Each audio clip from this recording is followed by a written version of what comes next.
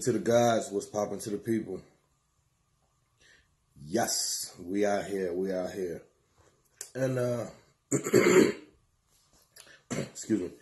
I can't even say we're a day late because I'm thinking that I want to start dropping this on Tuesdays. There's some symbolism in Tuesday. I think we'll deal with that at a different time. The only thing I'll say is that we are defending ourselves against those that really believe in signs and symbols. So I feel to counteract that energy, maybe we need to start, moving off that same wavelength, kind of to where we move with a purpose. And I try to, of course I don't always, but I try to get to a state of mind where I'm moving more so with a purpose than not. I hate to just be doing things just for the sake of doing them, which we all tend to, but especially if you from the hood, you engage in a lot of frivolous stuff, sometimes because you want to, sometimes because they want to, sometimes because you're curious, sometimes just to kill the time. So, I'm trying to get away from that.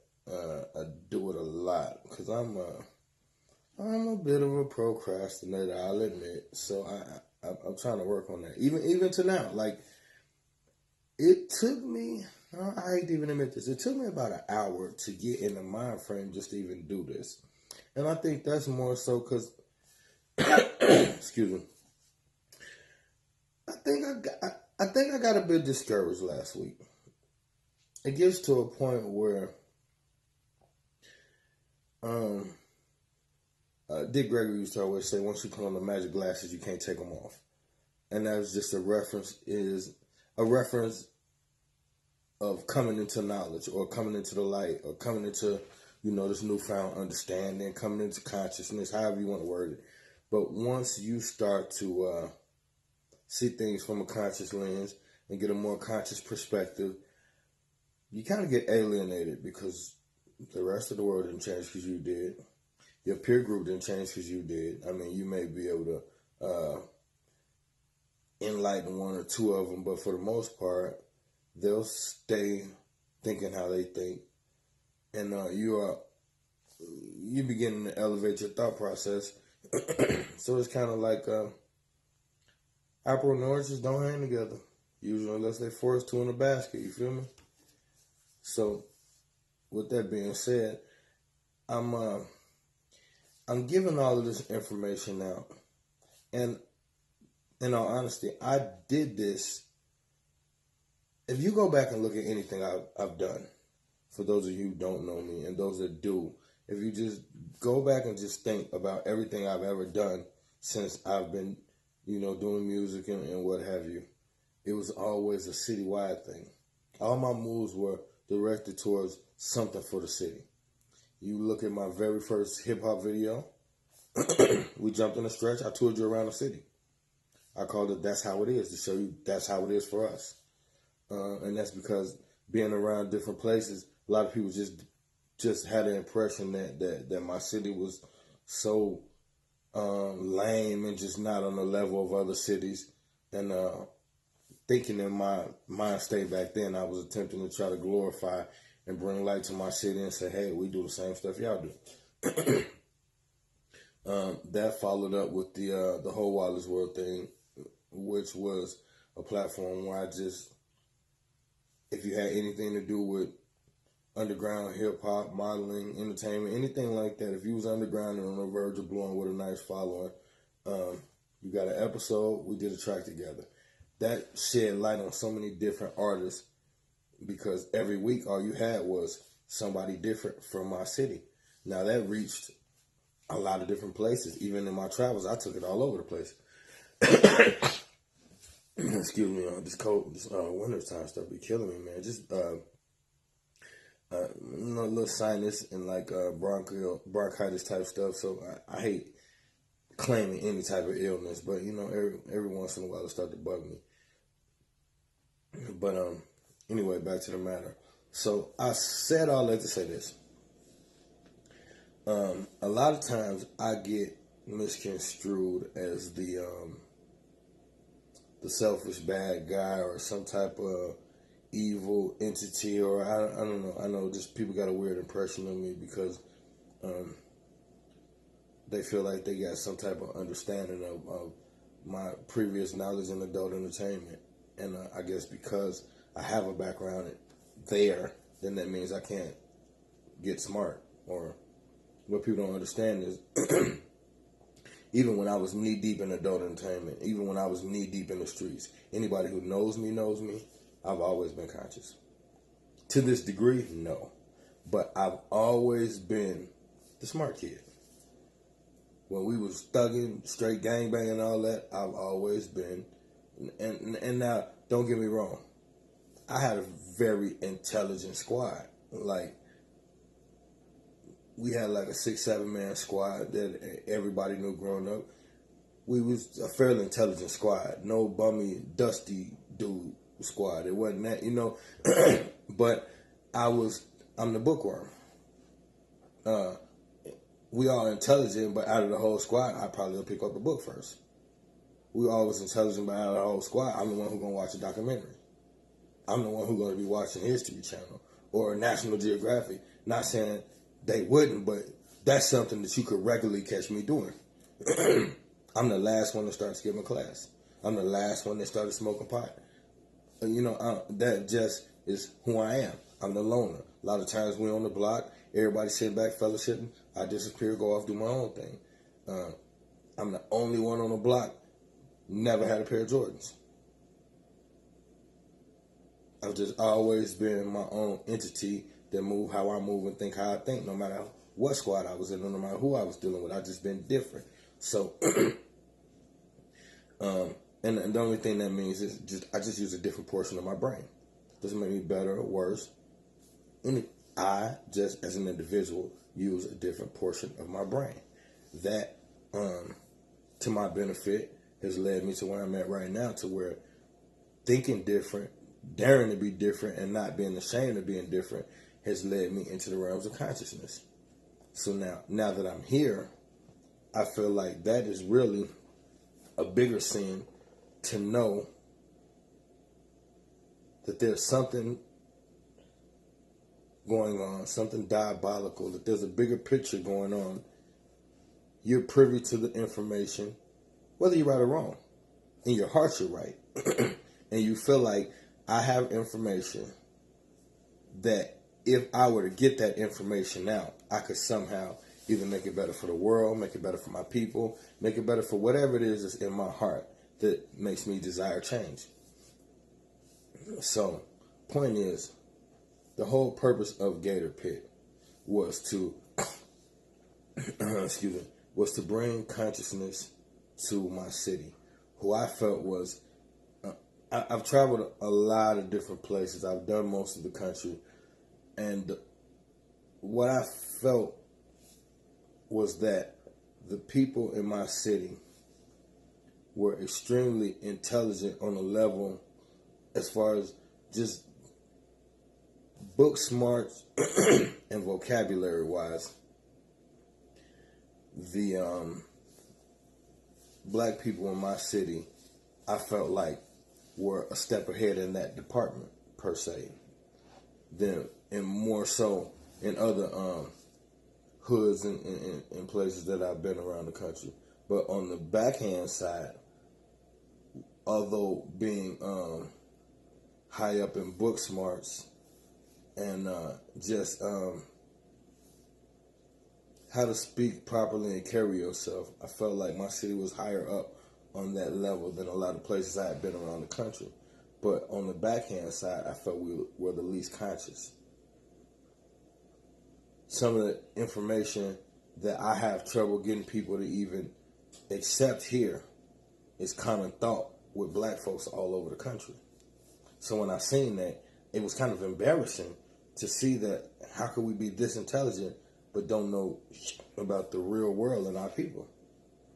So through that was where I felt like I could fill a void and become useful to not only my city, but to my race. And with Madison being such a apparently, outwardly apparent multicultural place, I mean, there's a lot of racism, trust me, because this is one of the birthplaces of the Klan, not too far, Janesville, Wisconsin, which is 40 minutes from where I stay. But all at the same time, this place will allow, it doesn't really tie the hands of black people.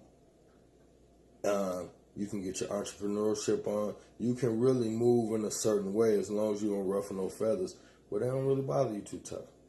So I felt like a city like this, where it's black folks to get conscious, could be a major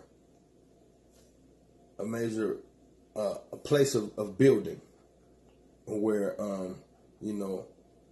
infrastructure could potentially be started because there's so much space given to you. But now, with all of that I just said, I have the most trouble just getting people to listen.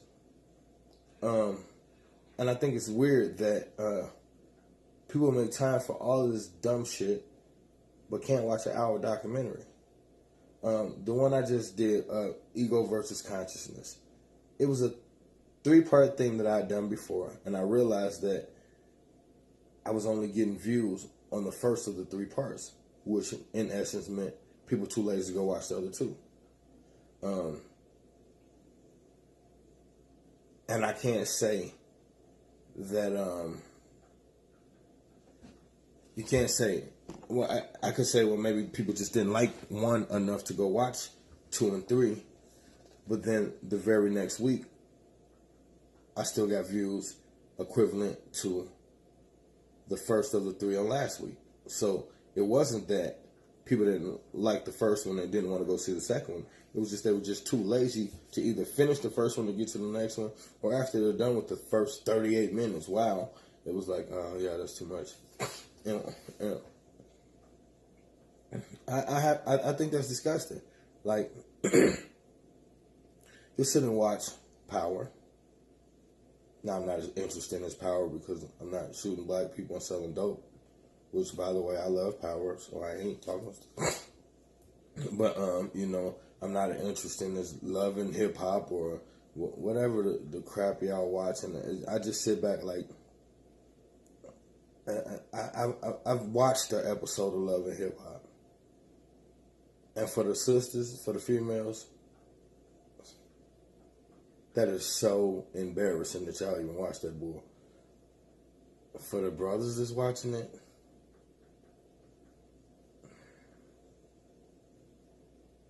I could hear all the justifications just running around in your head. I just watch it with my girl. I just watch it because the chicks is bad. I just try to keep up on No. My screen even shaking when I'm shaking because my screen on y'all bogus. No. Real men don't watch Love and Hip Hop. Now, a lot of people go, oh, what's real men? So what you trying to say? Blah, blah, blah, blah, blah, blah, blah. We're not going to play that game on my channel. You know what I mean when I say real men. That's to be taken solely within the context of what we understand to be a man in this particular paradigm. So, if we have to break it down, I'll say, if you excuse men and say that just because you watch Love and Hip Hop, that doesn't make you less of a man, I'll agree. Then I say, as soon as you turn it off, get your ass on YouTube and watch something educational. But you ain't gonna do that. Because for one, your attention span ain't long enough to watch nothing educational for most of you dudes. For two, you're scared of how your chick will look at you once you turn on something that probably gonna bore her for the next hour and a half, but gonna give y'all the most information you ever had in your life. 3, you scared that she may comprehend more than you, and then you'd have to explain why you ain't that bright. See, I know it's a lot of reasons why y'all don't want to dig into knowledge. None of them are very manly. That's why I could say, from my own personal opinion, this is my channel, so it's my opinion, that real men don't watch Love and Hip Hop. Don't care who don't like it. I guess if you're doing it for research purposes, possibly, or if you are someone who is like maybe social media is your thing and it's kind of how you earn a living, or pop culture is kind of like how you do your thing, maybe through YouTube or through social media. If you got one of those type of things where it essentially helps you financially to know what's going on with stuff like that, then by all means, brother, watch Love and Hip Hop and get that check or whatever it is you're going to get. But if you all into the characters and you tweeting about who left who and how, no, not going to happen. Dude sitting on there, I mean, the whole concept is retarded. You got a bunch of black folks with more money than they ever had, and they can't stop cheating on each other and beating the crap out of each other. What are you so angry for? All of y'all was poor. Not all of y'all got bag. What is everybody so angry for?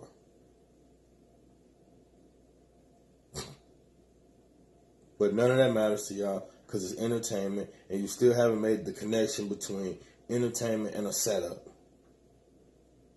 Even though I told you about the tail, lie, vision, y'all still lie y'all ass right in front of it and expect to see reality. And even though people know that it's scripted, I would talk to a female and she'll admit that she knows it's scripted. Then within the same breath, she'll get to telling me about the scenarios like they're real. And even if they are, why do we care? They did whatever they did to get their money. Get your ass up and go get yours. Because they're not going to pay you for watching this show. Then you say stuff like, well, it's just downtime. We just unwind it. We don't take it serious. What makes you think you got so much downtime? Why? Just because I ain't shoot nobody on Facebook Live this week that you know of? It started to get weird for me because I'm a street dude becoming conscious. I'm not a conscious dude that was in the streets. I'm a street dude becoming and attempting to exercise consciousness. I've always had thoughts and a different thought pattern. I'm just now starting to try to put those thoughts into a formula and do something so that I can be beneficial to others. Because as far as we know, you get one shot at this planet. As far as we know. Now, I got lectures that say other things, but right now we're just going off of surface thoughts. You get one shot. What are you going to do?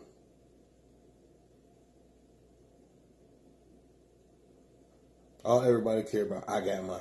You read all down Facebook, I got mine. Cats showing their jewelry, cats showing their cars, women, Hold on. Before we go any further. As a black man, trust me when I say, I am a huge fan of the butt.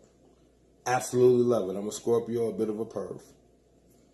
With that being said, don't you ladies think it's just a tad bit shallow to turn your butt to the mirror and take a picture?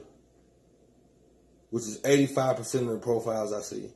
Either turn your butt to the mirror and take a picture, or sit on the sink and take a picture. Like, I love butt, but what does that mean? Like, that is so like, look at my booty. Like, what is that? How does that, I don't know. I can't even put it into words. It just says so much and so little about you at the same time. Like why is that the first thing you want to, obviously you're doing it to be seen. Let's get this out the way. Nobody shows their butt because they don't want to be seen. So obviously you're showing your butt so someone can look at it. Why do you want the entire Facebook looking at your butt, first of all? Second of all,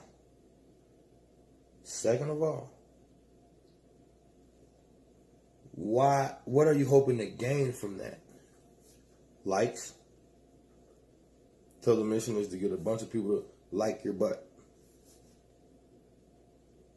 Okay. Then what? Let's just say you get 1 million likes on your butt. When you wake up tomorrow, what do you post again? Your butt in a different outfit and see how many likes you get today? Now, I'm just trying to get what is the point of it. If you got a new outfit and you're showing it off, I can see you do multiple flicks. One of them is a butt shot. But on a regular basis, y'all just go up there, put on some nice tight jeans or some sweatpants or some booty shorts, and you just turn your butt and take a picture. Or you bend over, you twerk, and you record it. And that same chick will tell some dude, get your thirsty ass out of my inbox. Baby, your vagina was hanging out the side of your butt shorts. I'm sorry, I got excited. Why wear a thirst trap and then call people thirsty? And it's weird to me. I mean, whatever. I like butt, but I just don't see the significance of that. And I've seen this personally. All this has a point. And I've seen this personally. And I see the same chick bent over in the butt shorts. The next day, post something about the hoes on Backpage.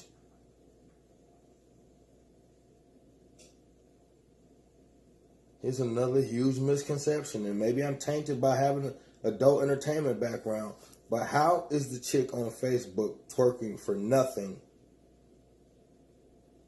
better than the chick on Backpage twerking for something? It's weird either scenario, but I'm just saying. The point to this is thought process. Look at how we think.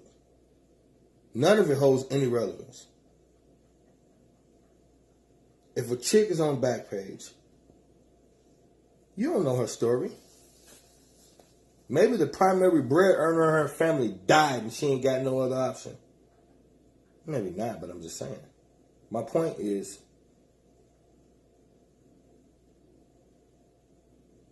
she's doing whatever she's doing to make her way. And you got a problem with that. But you got no problem with your boyfriend selling all kind of crack to every black person he see. That's admirable. So let me get this straight. Selling crack to black people, or heroin, which is more popular these days, is an admirable thing. But being a single mother with no other options is looked down upon. Interesting. Which leads me to the point of this discussion. This is going to be called indoctrination. Yes. I went through that whole little spiel to see if you'll get caught up on the one little piece, or if you can follow the breadcrumbs that Hansel and Gretel left for you. And then maybe we can get some of y'all out the damn oven. So let's do this. And look, let's show y'all how serious I am about today. This is the first time I did this. I hate notes. Anybody know me know I hate notes. I took notes today, so I actually got notes for y'all. That's hot. If you know me, I don't do no notes. 3 seasons of Wally's World was a freestyle. I never even wrote not one scene down. A 20-year rap career, never even wrote. I mean, the last time I wrote a rap was in 99. Most things I do mentally. All those lectures I've been doing, I get a topic, blaze before I start, and go in on y'all. Might as well get that out the way. I don't snort lines or no shit like that, but yeah, I'm a cannabis fan, and I do partake. So sometimes when I'm finna kick it with the family, why not? I know y'all gonna blaze for y'all turn it on. We gotta be in the same mind state, baby. And for y'all that don't, just know marijuana connoisseurs don't get stupider when they smoke. So it's not like I'm puffing and then giving you faulty info. It's to all my non-cannabinoid listeners. Anyway.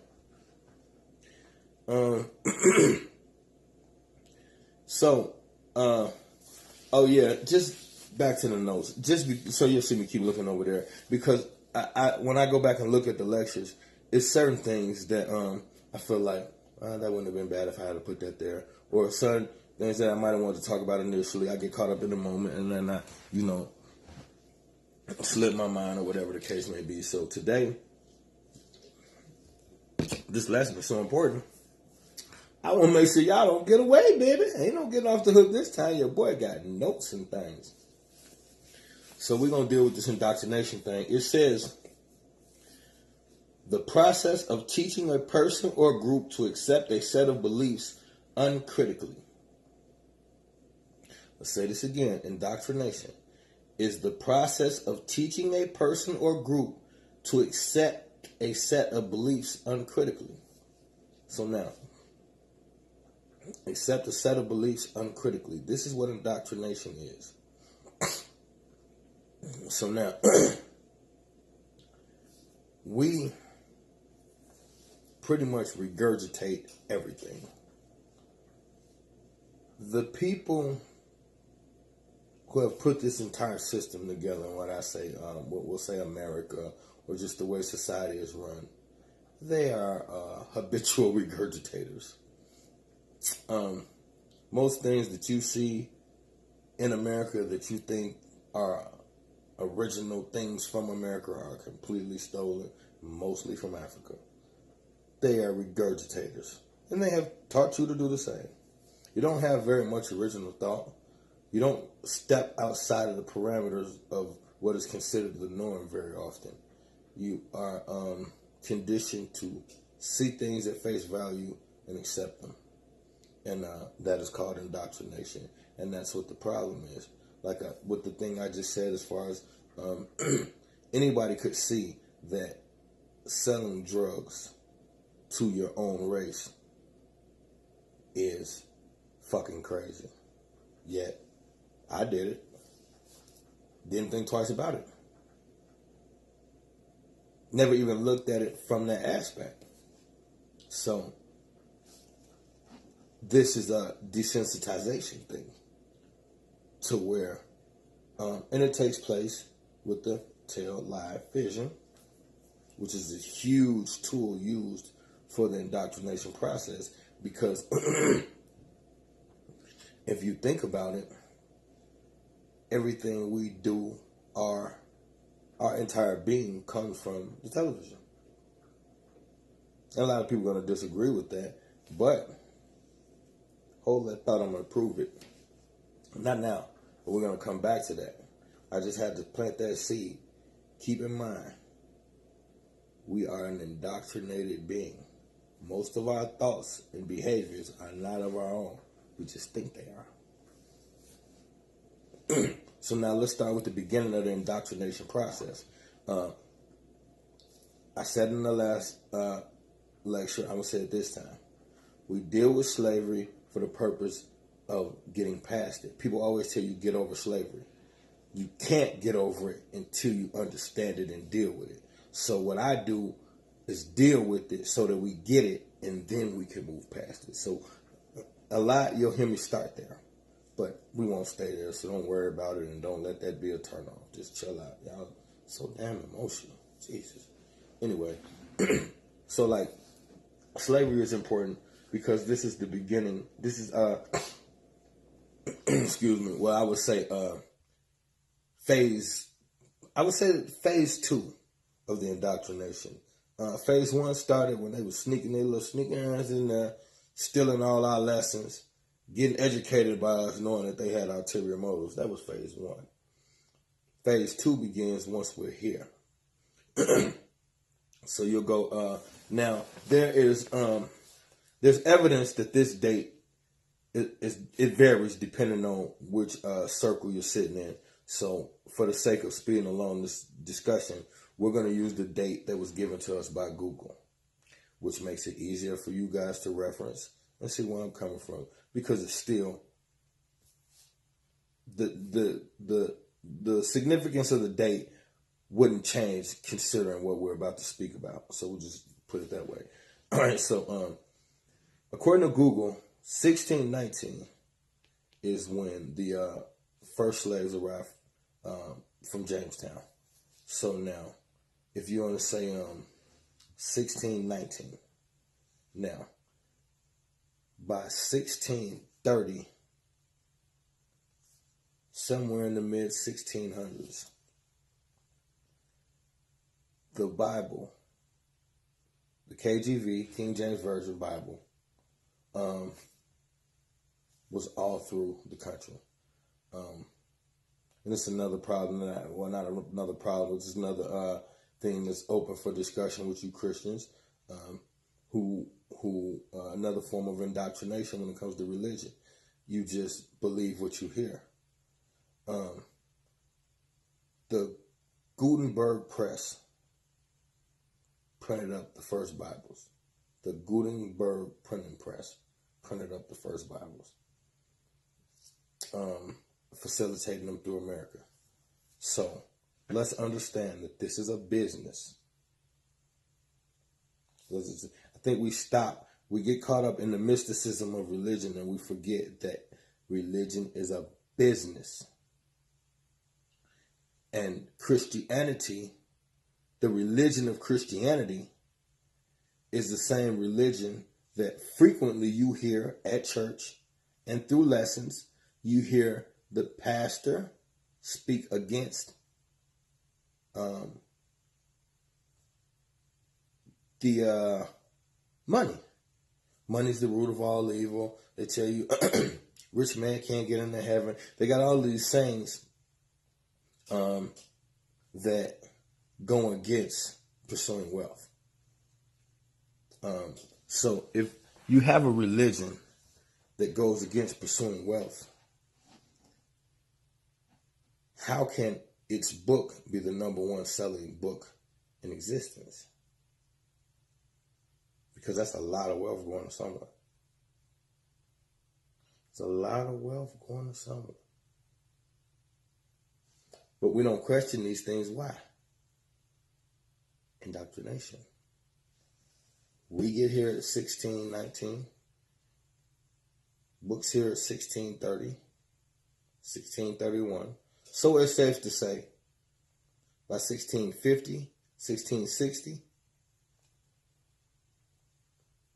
all those slaves had been Christianized. How were they Christianized?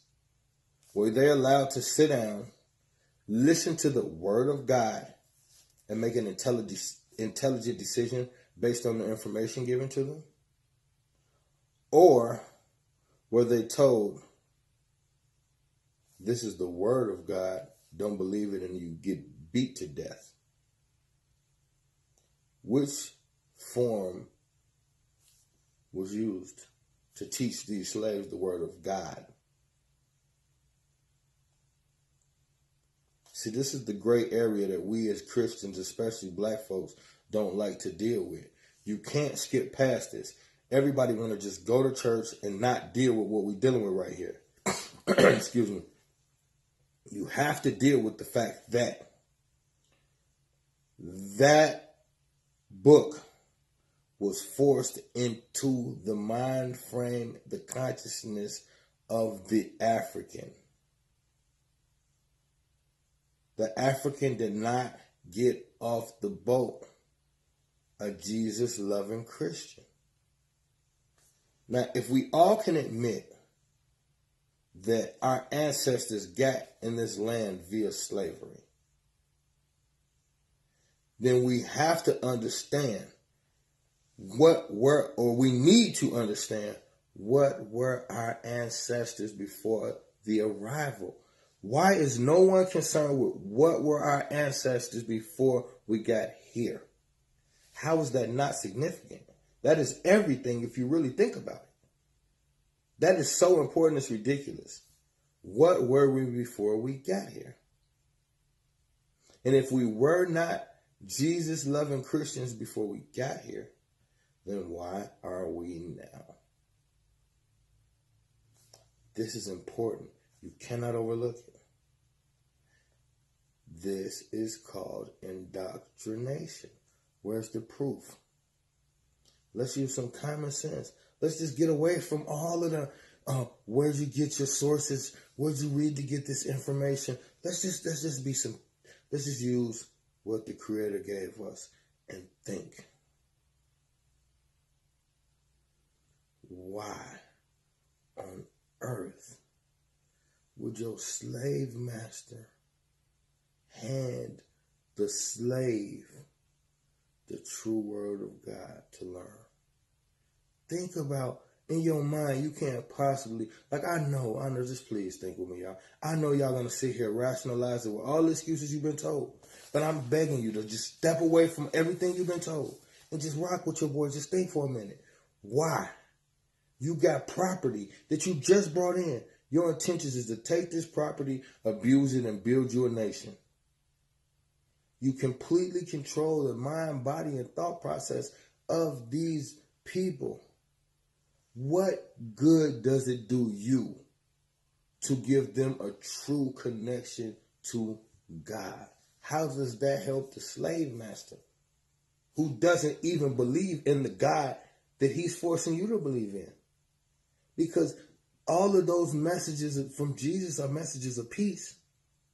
How can you preach those on Sunday? It's even places where, do you realize, and shouts out to Brother Polite, who recently, and I will get the information for you guys because I just thought about this, recently went to one of the islands, I don't want to say West Virginia, but I'm not sure, don't quote me, but he recently went to a former slave quarter where they were bringing the slaves in right off the boat and taking them in there. He was actually walking through there and showing us the slave quarters and all that.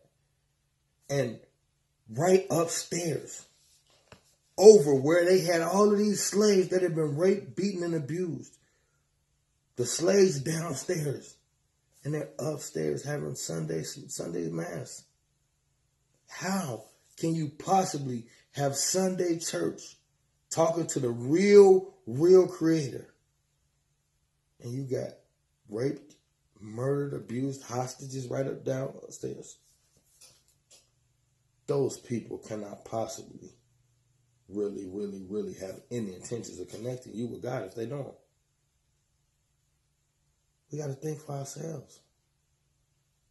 No slave master has righteous intentions for the slave.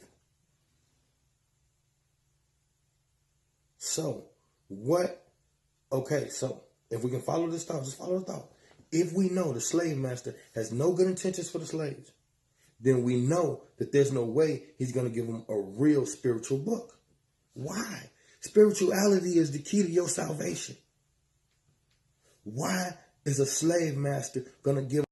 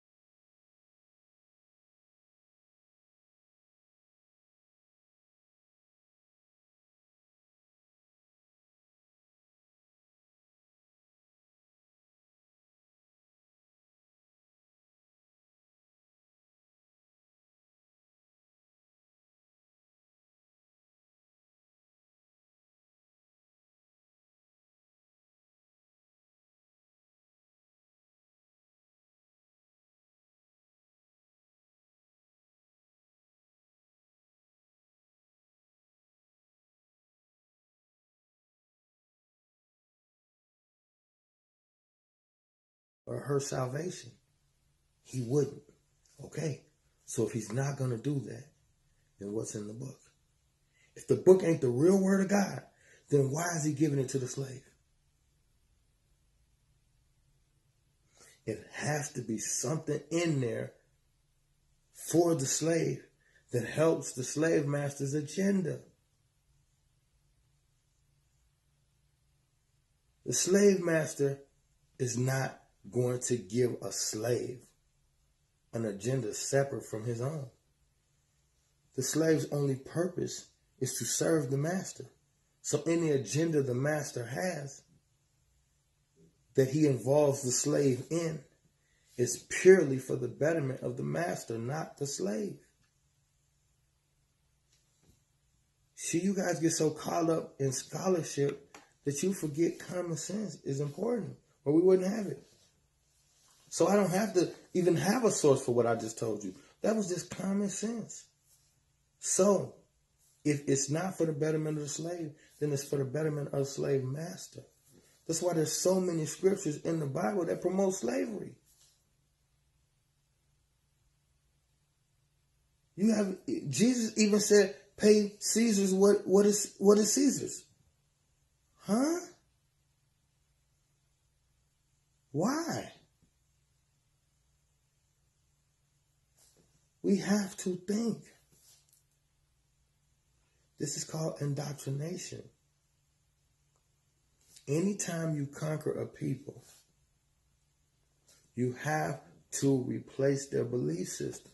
Otherwise, if I can't control your mind, that's where revolts come from.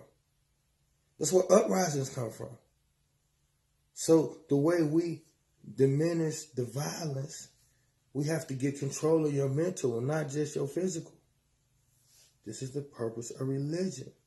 I could physically restrain you, but if I don't attack your mental, you'll just keep fighting to the death. And if every slave thought, just keep fighting to the death, which way more of them fought than they will ever tell y'all. But if they all thought like that, then there would be no slavery because we'd have to kill them all. So how do we stop killing them all? How do we make it work? You all think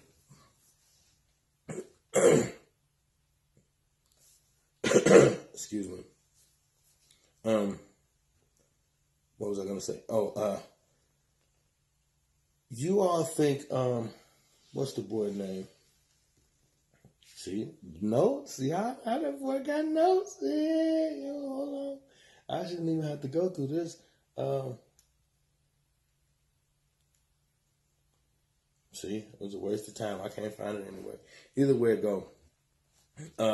His name was Johann Blumenbach. Johann Blumenbach. This is the person who really changed the game.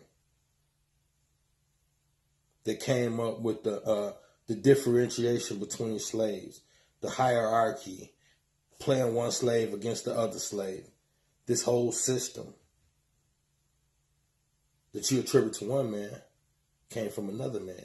This is who really set up the system that allowed the slave master to be able to get some sleep from all them revolts, because we was tearing it up. Don't never let them think they just brought us over here and we just laid down.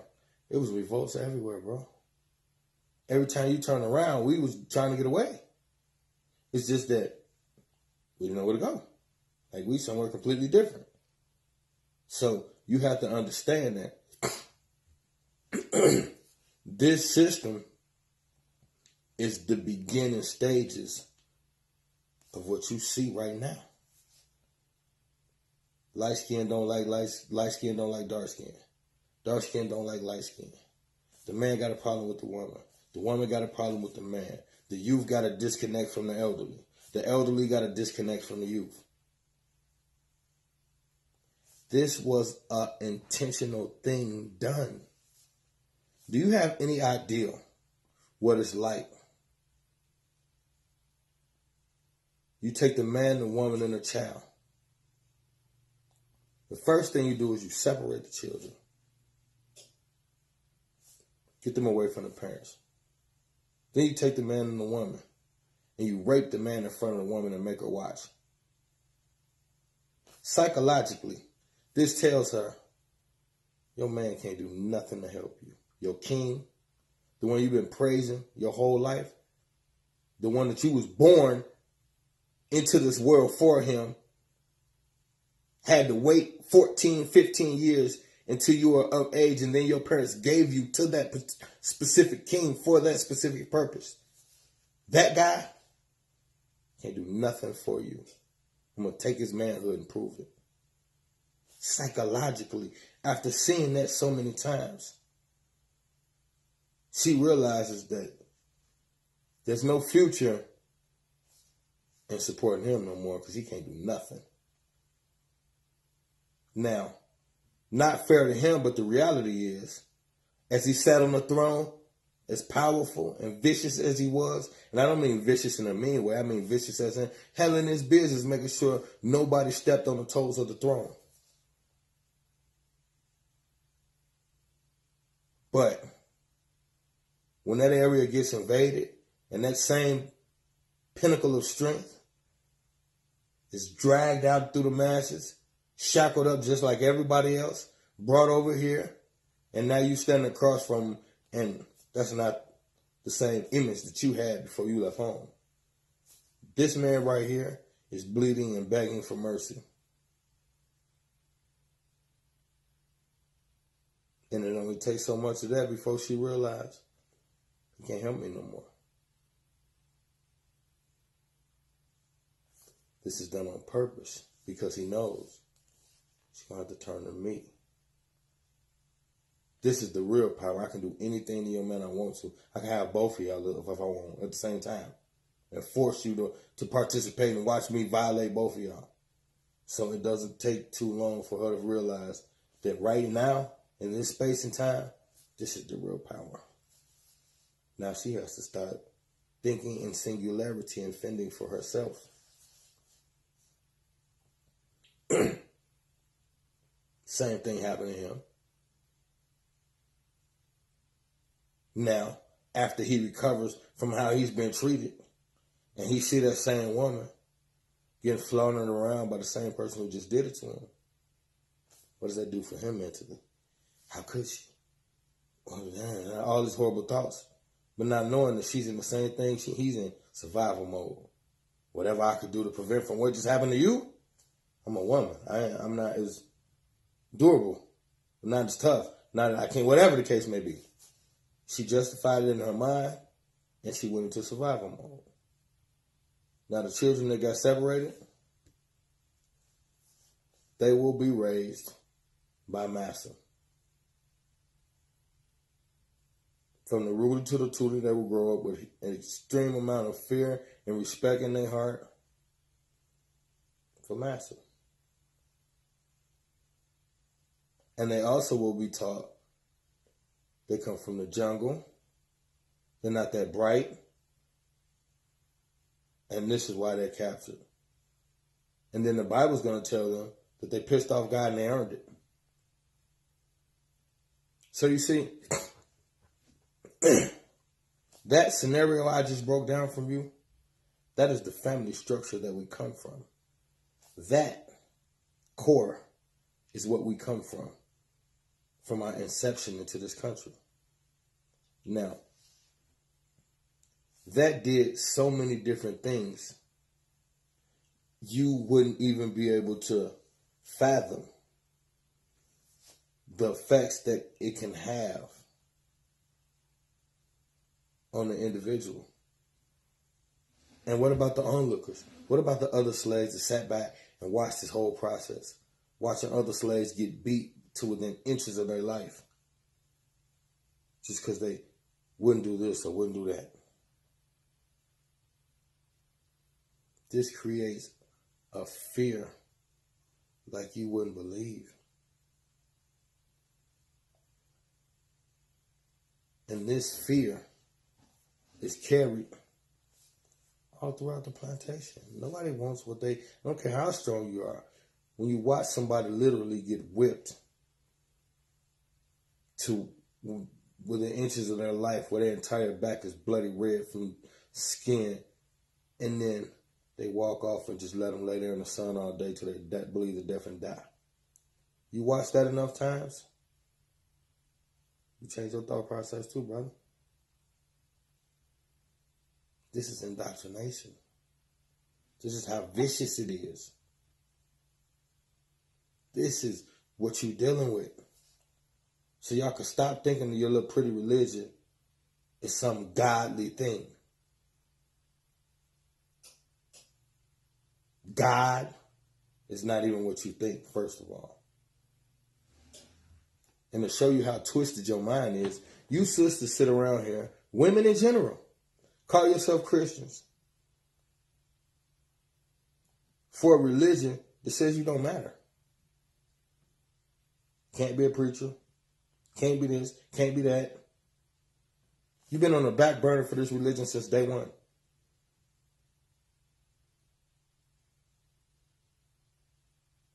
And God's a he.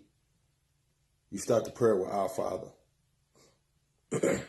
And to you that makes sense. How could God be a he? Did you come from a woman or a man?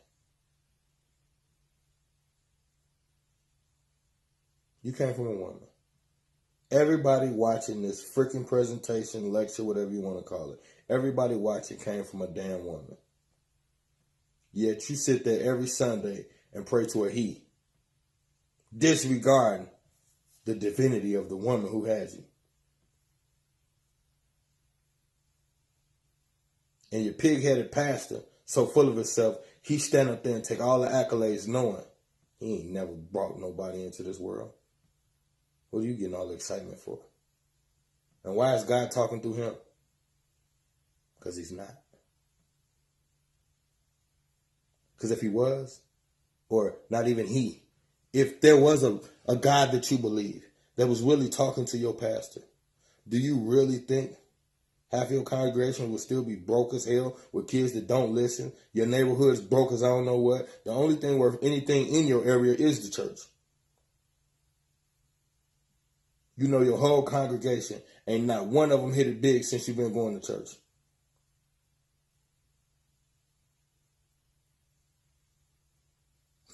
Jesus walk into the church, flip over the table and tell you don't buy no figurines. You walk into the church and say, Pastor, can I get 3 candles? Indoctrination. You just do stuff. You don't think about it. You just do stuff. You don't think about it. And I don't even believe in the Jesus Christ. But in the book, he didn't even like church. So why do y'all go on Sunday? You don't think about that? Indoctrination. That's what it's all about. That's what it's all about. And then 1865, after slavery, after they taught you that it was your fault, and they put that old dumb religion in you and indoctrinated you and got you talking to God like he's a man, and all that crap's going on. Now they're gonna free the slaves. But here's where y'all, once again, y'all don't pay attention. They get ready to free the slaves and they call it a civil war. So let me get this straight. Y'all been dragging us around and kicking our ass for 250 plus years. Now it's time to get some get back and we gotta be civil. Why are we having a civil war? And then y'all still think it was about freeing the slaves. They don't give a shit. If they cared about freeing the slaves, why is the world still like it is? They ain't free the slaves now. Private prisons got more slaves than there ever was on the plantation. Did you know that? Did you know there's more black folks, black men in private prisons right now than there ever was on the slave plantations?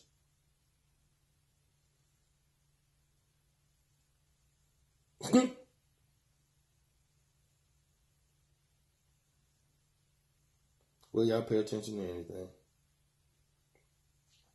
Was BET Awards on? Anyway, This is where we got to start waking up at. This is where we got to wake up and pay attention to what these people are doing. Something's being done. Stop acting like something's not being done. And in your heart, you know it. You're just too freaking lazy to look. You want to do what you want to do. You want to smoke weed, kick it, and all that shit. But you won't pick up a fucking book. Okay, I don't want to pick up one either. Watch a documentary. Roll the biggest blunt you ever fucking rolled and watch a documentary. They bored when I fall asleep. Okay, well, look. Fall your dumb ass to sleep. When you wake up, fire the weed back up and press play. There's no excuse. What are you going to do?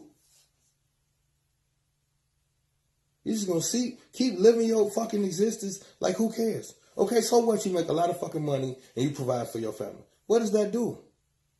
You still going to die, and when you die, they still going to do niggas like they was doing niggas when you was alive. So what was your contribution to the world?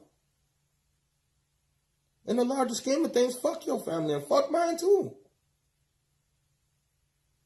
How does me taking care of my family do something for the fucking world that is killing and enslaving black people? Do you care? Because when you driving around and I'm in the car with you motherfuckers, as soon as the blue lights come on, first thing y'all say, these crackers tripping. These white folks hate us. Man, they so racist. Right. Okay, now what? See, you can blame white folks all the fuck you want to. I don't care and they don't care. And I'm going to tell you why neither one of us care about you blaming them. Because you ain't going to do shit. So keep blaming them. They don't got no problem being the bad guy. They're playing the role of God and the devil. You think they give a shit which one you take them for? As long as you believe in one of them, don't matter.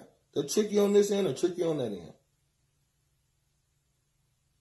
What are you going to do?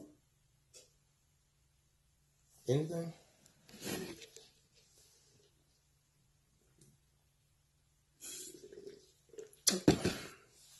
Probably not. And then, in this Civil War, you had the North versus South. Isn't it amazing that some of you Negroes fought with them bitches to keep us enslaved?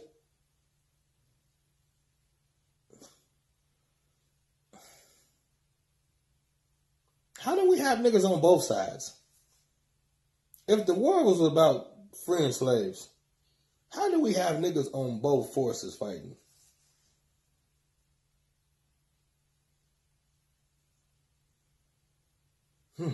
This revolutionary crap is hard. Anyway, it's just, quite naturally I'm being cynical and a jerk, but I just think that we need to think. We don't have to just go along. Just start using some common sense thoughts. But what we got, what I do next? Oh yeah. So then I was gonna say, I got the notes, boy. Them notes is killing y'all right now. But what I was gonna say is, okay. So now you got after the Civil War. Let's just push it on a little bit because damn, we've been here for a minute, and I know y'all probably ain't even gonna watch half of this, but I'll do it anyway. So after the Civil War, allegedly we're free, or whatever the case may be, and then excuse me. Now, here's where it gets really weird for me because I understand following the doctrine once enslaved because it's all you got. But you Negroes got out of shackles and went to church? You Negroes got out of the shackles and took your ass to praise the same damn Jesus that just had you locked up? Because my thought is, I can't pray to the same God that they praying to because they God told them to do this to us. So at the first taste of freedom, shouldn't I be looking for a new God? Because it's saying like the one I've been praying to is kind of biased. But I bought into the concept that I earned this. Isn't that, for all you Hebrew Israelite brothers, all hypothetical, of course, nobody's stepping on his toes. But don't you think it's just a tad bit convenient that we have a doctrine that says that we earned the heinous shit that happened to us? Isn't that just a little too convenient for your oppressor? Just following that thought process, if it were true. Because if it's true, then realistically, the European has done nothing wrong but play his part, and we shouldn't be upset. We should actually kind of thank him, because if not for his enslaving us, then we wouldn't have this deliverance. Y'all believe that bullshit? It's amazing that it's like a million niggas running around in purple believing that bullshit. No disrespect. Sometimes I just get ahead of myself. Anyway.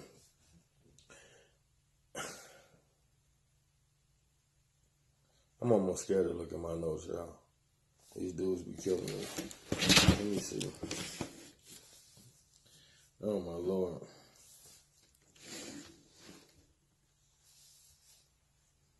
And do you even know the purpose of the Civil War?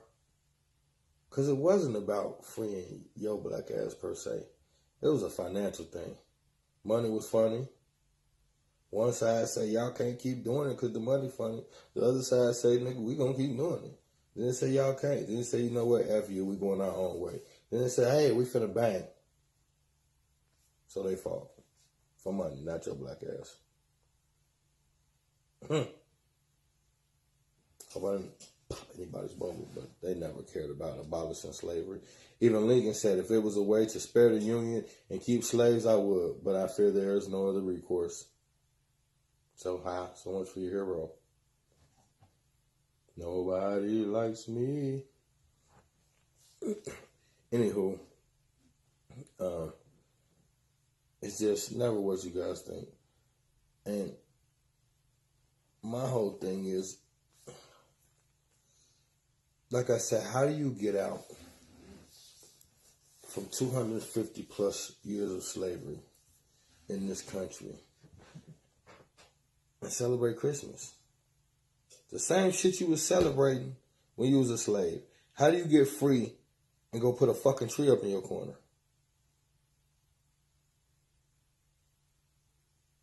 Thanksgiving. What do you have to be thankful for? When they was tricking the shit out the Native Americans, they was bringing a bunch of y'all laying around the corner. What are you so excited about? It would appear to me the only person that was having fun on that day was his ass. And I don't even know why y'all keep saying Native Americans. Who the fuck gonna prove that they was here before us? You do it, I give you 1,000. Prove somebody was in America before us. You're not gonna, but I'll hold 1,000 for you just in case you get lucky. My point is, once again, indoctrination. You don't study crap. You just believe whatever the hell they tell you. If you're black and you're watching this, surprise, you're the damn Native American. Look at the date. Look at the date when they told you it was the first Thanksgiving. Then look at the date I told you when Africans got to this country. We was around the corner getting shackled while they was eating turkey and shit. And killing Indians. Who ain't really Indians because they not from India. I think y'all be confused as hell though. Anyway. So now, Civil War is over. Black folks celebrate all the dumb shit that they did. Easter.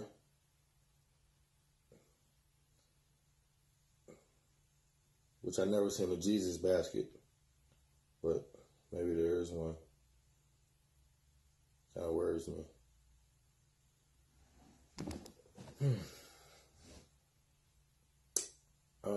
Yeah, so anyway. Alright, we'll fast forward. Civil War is over with. Everybody's got a Jesus basket. Fast forward a few years, we get Black Wall Street.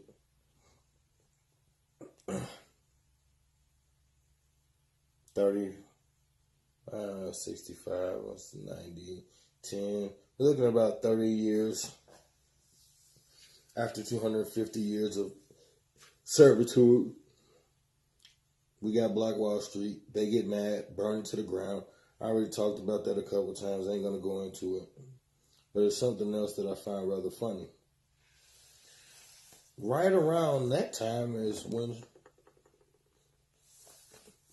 the Black Street Gangs began. So if I had to go on a whim, I would say once they burned our shit down, we realized that the Jesus way wasn't going to get it. Because we built all of that with no military presence. So what's to stop them from taking it? Just like y'all go to church now and you think praying to Jesus is going to stop them from doing something to y'all. Which, from my studies and my experience, I don't think Jesus has ever stopped them from whooping on you Negroes. If I go deeper into my experience, a lot of people who whooped on you Negroes, once they took their hoods off, they had on crosses. You nasty. Y'all believe in the same God. Ain't it weird to pray to the same God as the Klan? Sometimes y'all probably be in the same church with them. You know that? And if you black and you go to a church with a white pastor, that pastor could be a Klan man too. You never know. I ain't saying it is, but you never know. Since most Klan people are Christians. And they want to make this world better for little white Christian babies. How that even makes sense to them, I don't know. But this is how people's mind work. Either way, go back to my wonderful notes. And I did the whole thing on street gangs, and y'all completely ignored that. That they have so many connections to secret societies and the government. It's ridiculous. But nobody wants to deal with that either. Which means they were built to protect themselves. Just like everything else, at some point got infiltrated, and here we are now. That's how it goes, my friend. And what happens after the gangs?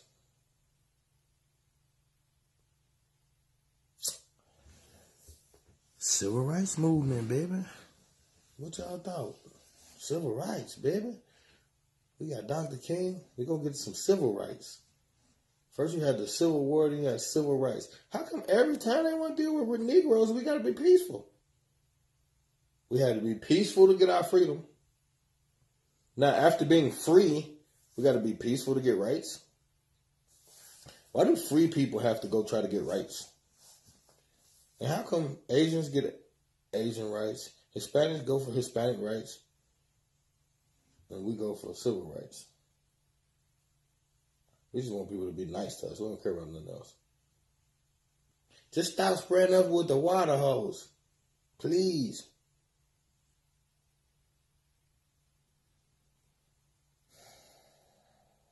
At least our predecessors was willing to get sprayed with water hose. You niggas would get sprayed with a water gun. Y'all don't want to do nothing. You just want to do drugs and show you crack money. Which I've done plenty of drugs and had crack money, so I ain't judging. But I'm just saying, when do we wake up? Like, we're going to do this forever? Like, where's the growth? Where's the fucking desire to care? Something. Because every time it's our turn, we got to be civil.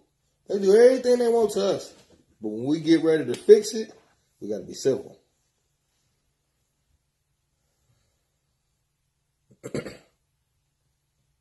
All I'm doing is trying to prove a point.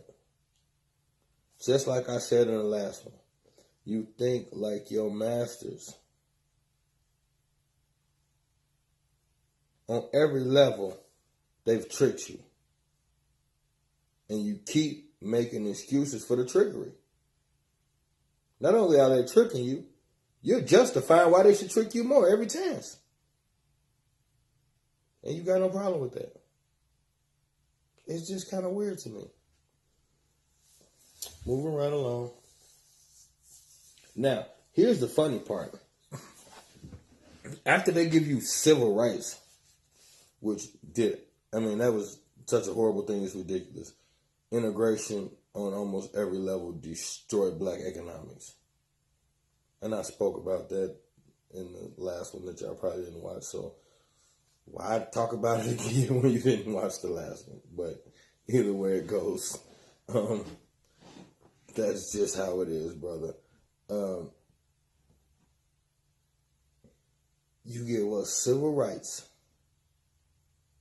destroy our economics, and then you create a policy called benign neglect, which means anytime y'all got issues, now that y'all got rights, anytime you got significant issues, we're going to look over here and pretend you ain't say nothing.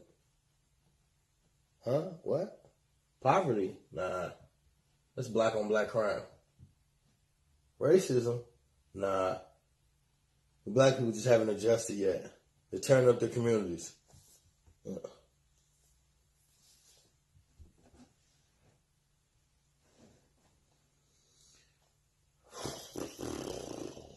That's what my son be doing now. He too. Y'all made me do that to y'all.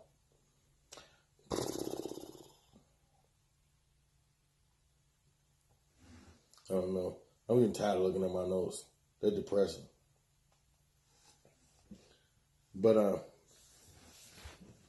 this benign neglect thing, where we're gonna implement you into society for the sake of fixing our busted up ass economy, because, well, the only way we ever made it in the first fucking place was because we had y'all for slaves who did everything. And now that we don't have you for slaves anymore, we are kind of clueless. So we're going to need you to help out. But we're not going to pay very much for it. And in the event that you should have a problem, we prefer to pretend that it doesn't exist until you just go away. But keep working. Appreciate it. This is the policy that they drew up. Put that with a welfare system that ultimately was created for white folks. Now, when y'all think of welfare, the first thing y'all think of is us. That shit wasn't for us in the first place. And we didn't get the benefits of that for about 30 years. 40 down there, really. Welfare was created in the 1920s. Early 1920s. We didn't start really getting it. I mean, we got benefits, but like I said, it was predominantly for white folks. So most black people didn't even meet the criteria because most of our work was farm work with under the table pay. So you couldn't really even meet the welfare criteria. And then in the 60s, they came up with the basically with the policy that says if the man get caught in there, you lose your benefits. So this is a woman's only situation. Now, if the man get caught in the household, you lose the welfare benefits. So now the man is not going to get his woman and him put out, so he's going to stay away from the house. Like I said, I explained this before, but this is what you're dealing with. So now, if you got the man that can't come in the house, then you got now the implement of crack by the CIA on record, proving that the CIA created and distributed crack throughout the ghettos of America intentionally in the 80s. And you have a hip-hop music culture that is fueling the sale of the crack. Because if the only wealth you've seen in the black community is through these musicians who are glorifying this drug, then guess what you're going to want to do? Be a musician who glorifies drugs. You ain't seen no other way else to get up out of this fucking rat race you in. And then people keep saying, they gave us the crack, but you didn't have to sell it. I tell you what, let me put your dumb ass in the middle of nowhere for 2 years. When I come back, you'll sell any goddamn thing I give you. Or you'll die. Simple. Some people prefer not to die.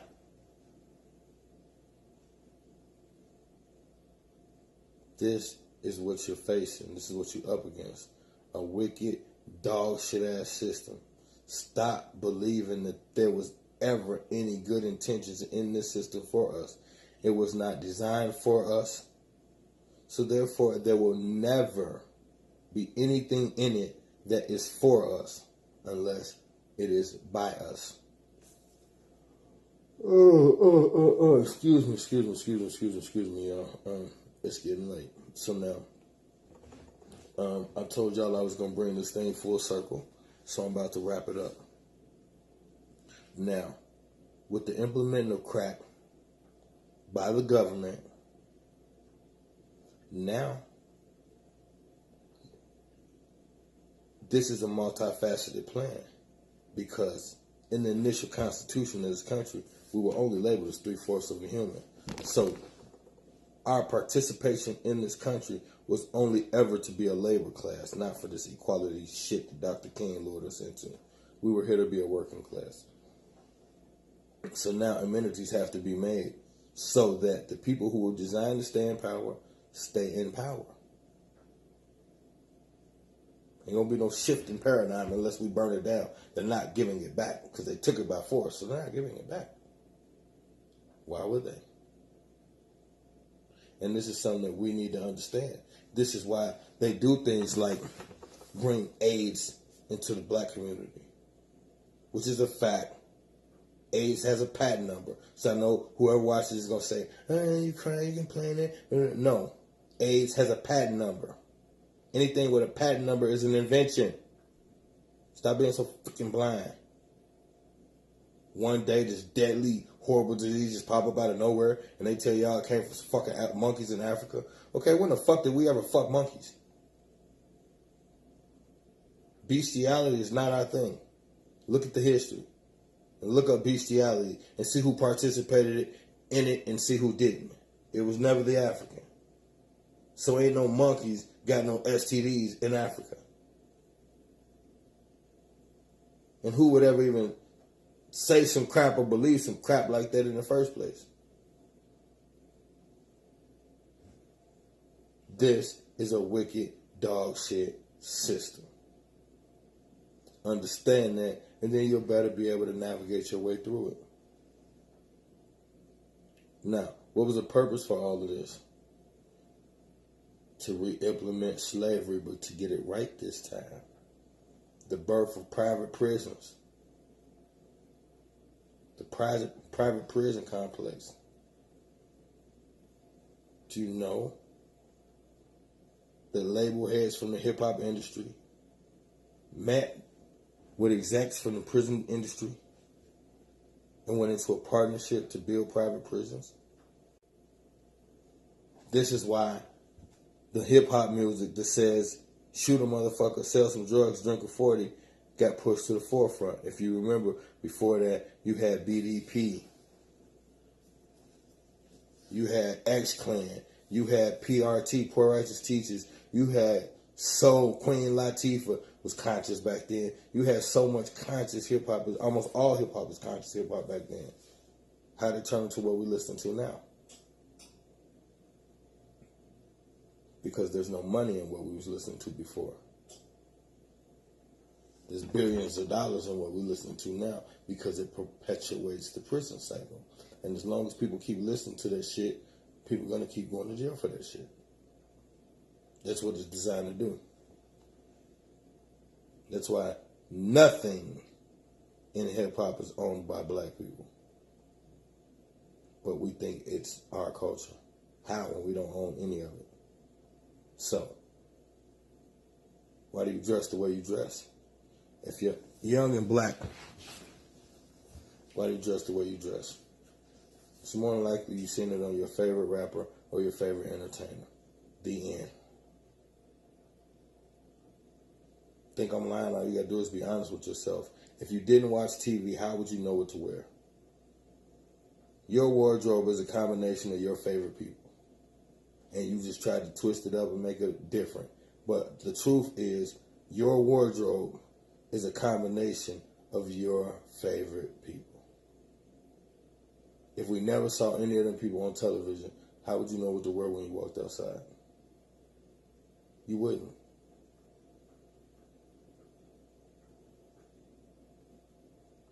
It's a program. We are indoctrinated. We have been trained to behave and think a certain way, and so we do. We need to understand that before we speak so harshly about what needs to be done when we don't understand what has already been done. Formulating an opinion about the future without an understanding of the past is the equivalent of pissing in the wind. Yeah, you're pointed that way, but it's always going to come back, brother.